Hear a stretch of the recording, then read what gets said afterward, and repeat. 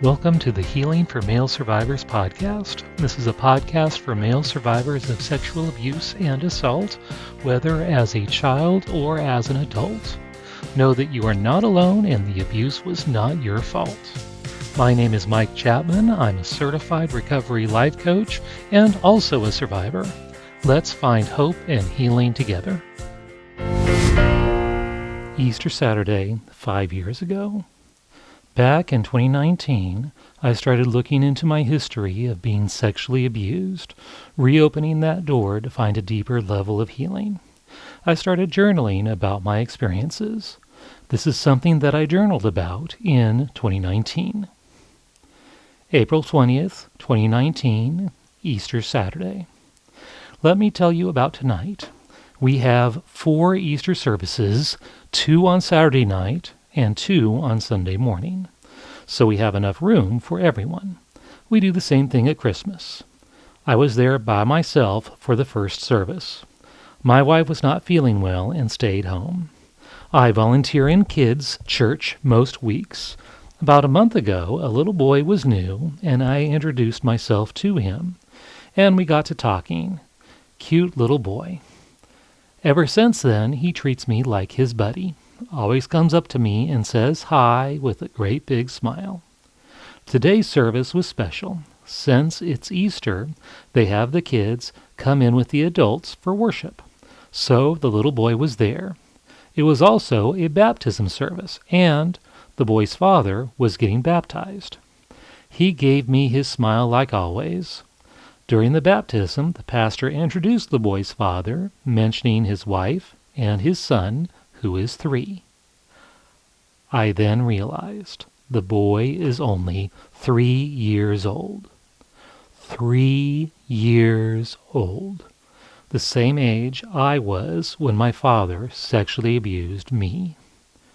I started to feel the same overwhelming sadness, something that I had been experiencing for a few weeks.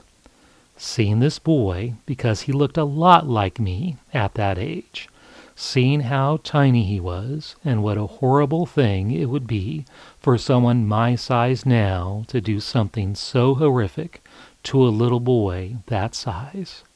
The feeling was overwhelming. I mourned. I wept. Tears pour out of me. I couldn't stop them.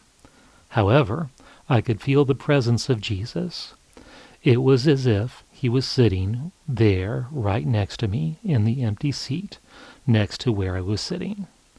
He held my hand while I was going through the sadness, helping me through it, letting me know everything would be okay. And I pretended to hold his hand through the rest of the service.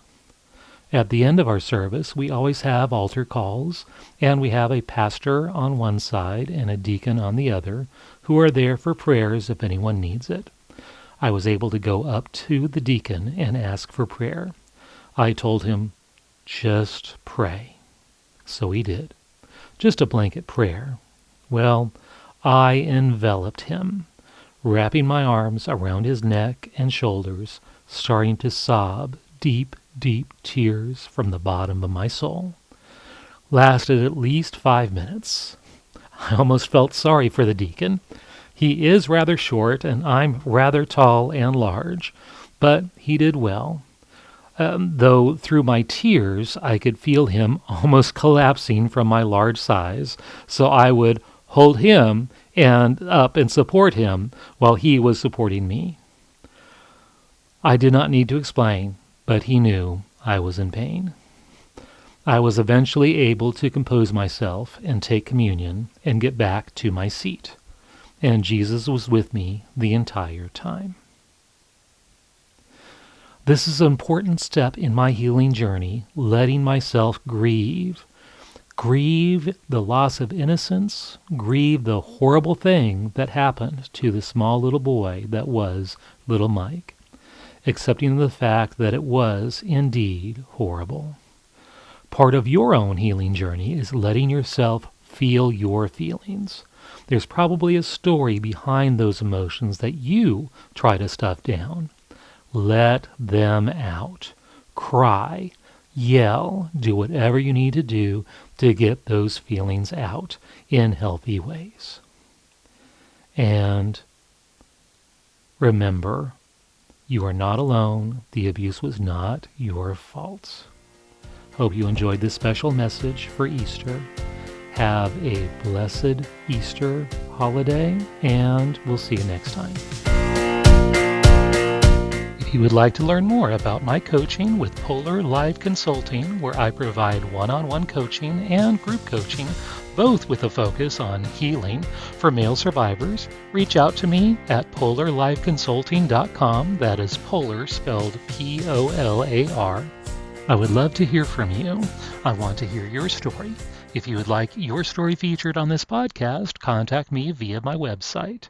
If you like this podcast, please rate and review, because that's how other people can find me, and I really want to spread this message of healing and hope to others. And remember, you are not alone. Healing is possible, and the abuse was not your fault. Let me repeat that. The abuse was not your fault. See you next time on the Healing for Male Survivors podcast.